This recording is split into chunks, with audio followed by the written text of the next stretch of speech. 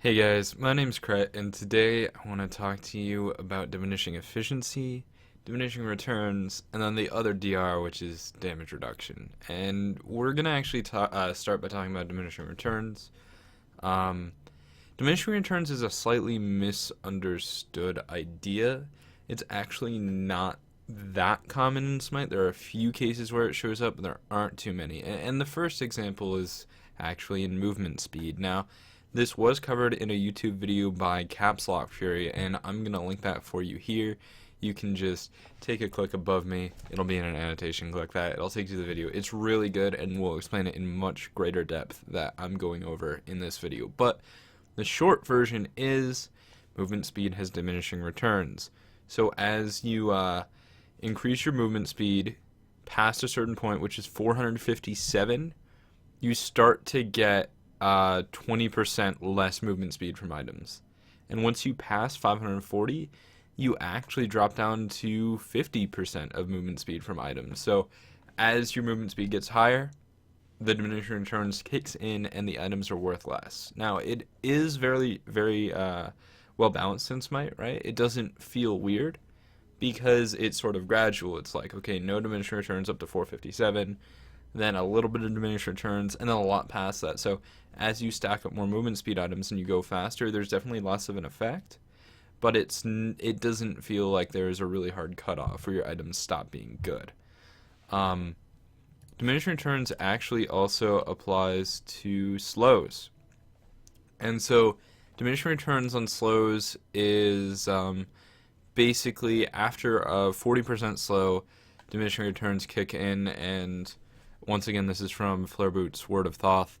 For a 50% slow, such as Kukulkan's rank 5 Zephyr, is actually only slowing you by 45%. So that's just sort of how diminishing returns work. They kick in on slows, they kick in on speed boosts, and the last thing that they kick in on, and this is really the really noticeable part of diminishing returns, is crowd control, hard crowd control. So there's a current list of hard CCs, which is stuns, fears, taunts, mesmerizes, silences, knock-up, knockbacks, intoxicates, banishes, madnesses, and tremors. So first of all, knockups and banishes are not actually reduced by diminishing returns, and what that means is that while they will apply diminishing returns to the next crowd control used, they're not reduced by them. So if you knock up or banish a target that has max DR stacks on them, they're going to not get knocked up for that long. So, and look, it's Anubis. So, let's talk about Gabe. Gabe's my favorite example when it comes to diminishing returns in terms of crowd control, right?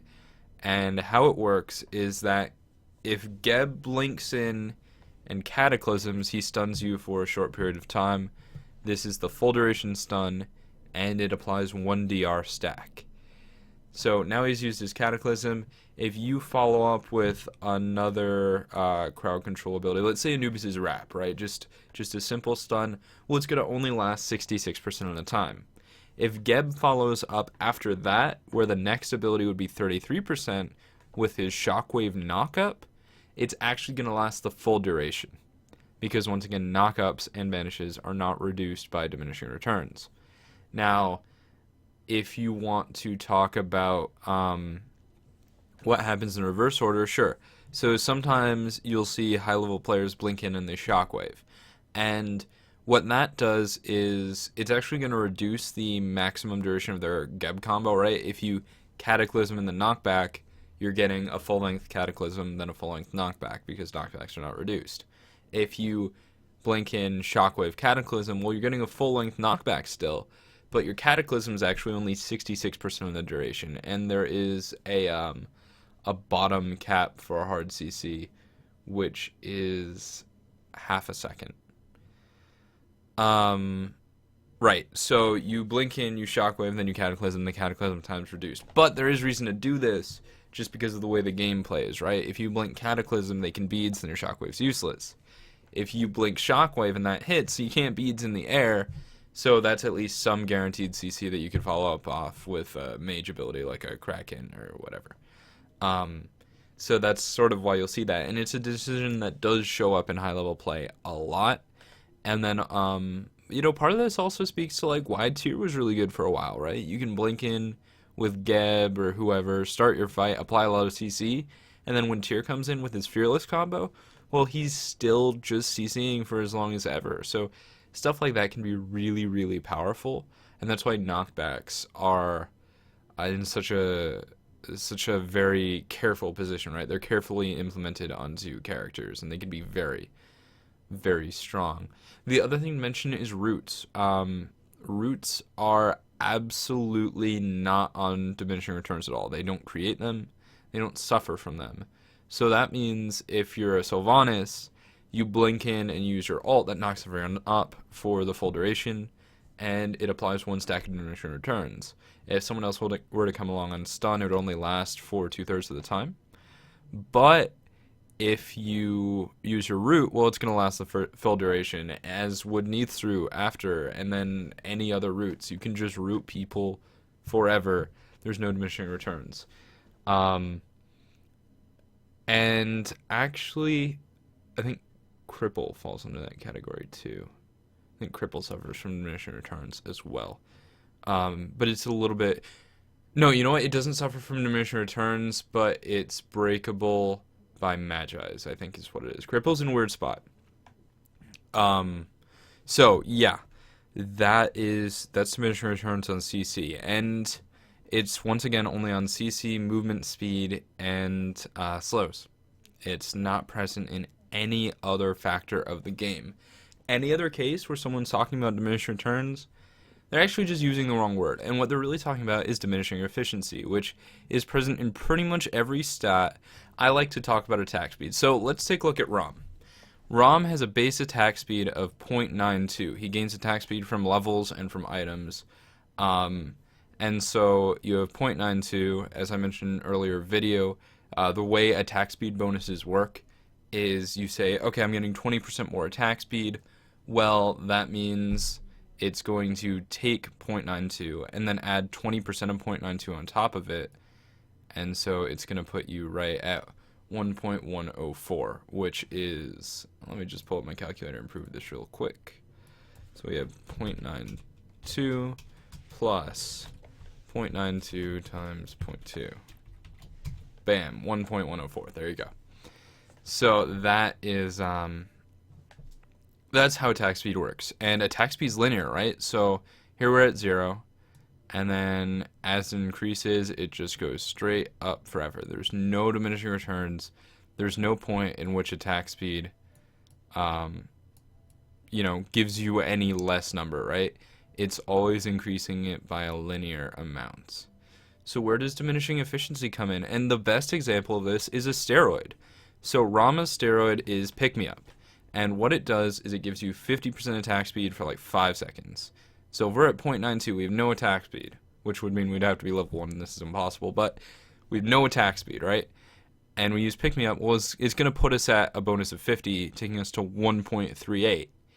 Now, what kind of damage increase is that, right? Well, let's pull out the calculator again. So we've got 0.92 plus 0.92 times 0.5. Bam, and that's 1.38. 1.38 divided by 0.92.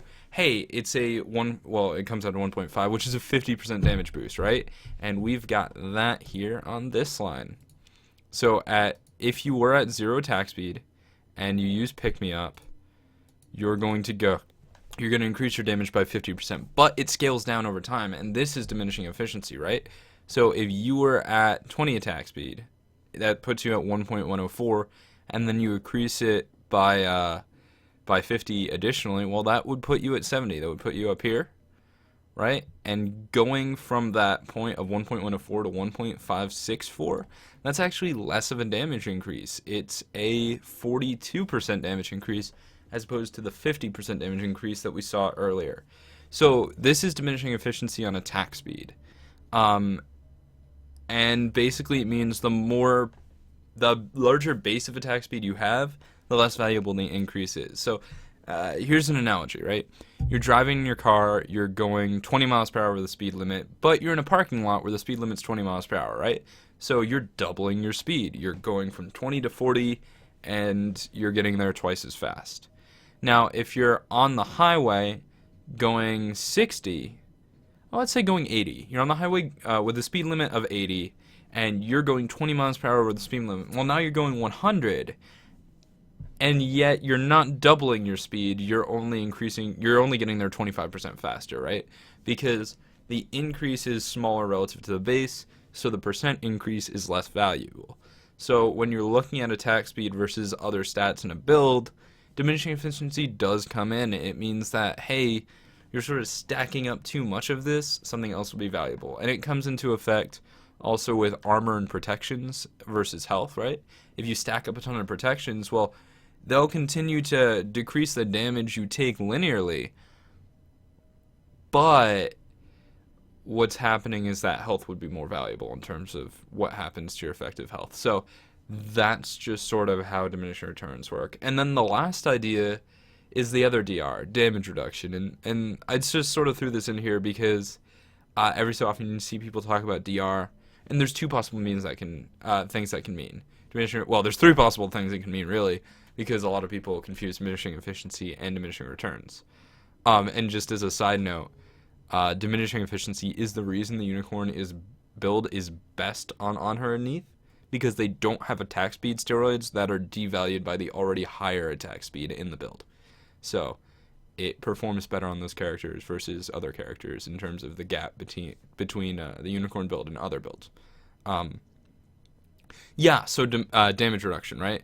Damage reduction is a very, very rare stat in Smite. It's on Aegis, it's on Shell, it's on Kabrakan's passive, it's on Athena's ult, it's on Spirit Robe, it's on Bacchus passive, and it's on Osiris passive, and it's probably too strong on Osiris's passive. And so what damage reduction is its true reduction, it's true armor, and that's sort of a similar idea to true damage. So that means that it takes all damage you are going to take after protections, and it just reduces it by a flat amount. So let's take a Hebo tidal wave or crushing wave, right? It's gonna do, or no, let's use the raw combo in my last video. So it would do 1300 damage with the Searing Pain. We have 50 armor, so that's going to reduce it by 150. Sure. So it would do 866 damage, assuming there's no penetration around this build.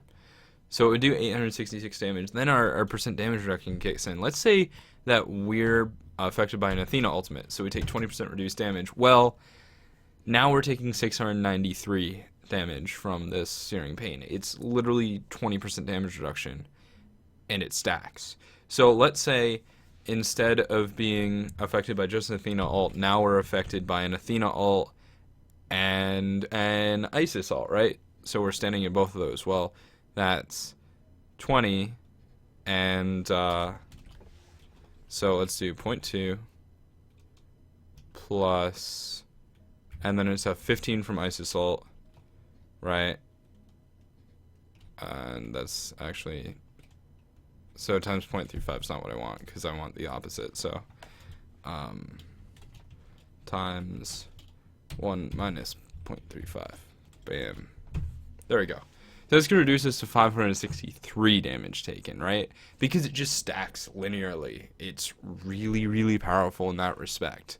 So you can stack up the damage reduction from an Aegis with the damage reduction from an Athena ult with the damage reduction from Shell with the damage reduction from Isis ult, and the damage you would take is just reduced by that much. There are only two limitations. And this applies to true damage too. It will reduce the damage Bakasura does to you with Butcher Blades, which is ridiculous. So there are two limitations. It can't stop you from dying. An execute effect will still kill you. That means Thanatos and that means Ao Kuang will still kill you if they have that execute effect on you. And the second thing is it's a limited stat. It's not readily available, right? It lasts for short durations. It's only available on like actives and Spirit Robe. It's very hard to find, and it's generally expensive as well. Or it's on, select few characters. So There are some built-in limitations, and that's sort of an itemization discussion of, hey, how can we, control different characters in terms of what items they're allowed to buy? But damage reduction is an incredible stat. It ironically is not affected by diminishing returns and technically is affected by diminishing efficiency, but it's so good that that's not really a thing, right? Like, if you're at 90% damage reduction, well, increasing your health pool would significantly increase your effective health. But damage reduction is so strong that you're not really thinking about it. And if you're building damage reduction, it's just sort of really strong, and you should just do that if you can. Like if you're in the situation where Spirit Robe would help you out and you want an Aegis and you have an Ice Assault and a Shell, like if you're doing that, you're not really caring about budgeting effective health because it's just so powerful anyway. Yeah, so that's damage reduction, diminishing returns, and diminishing efficiency. Thank you for watching, and I'll see you guys next time with another informational video.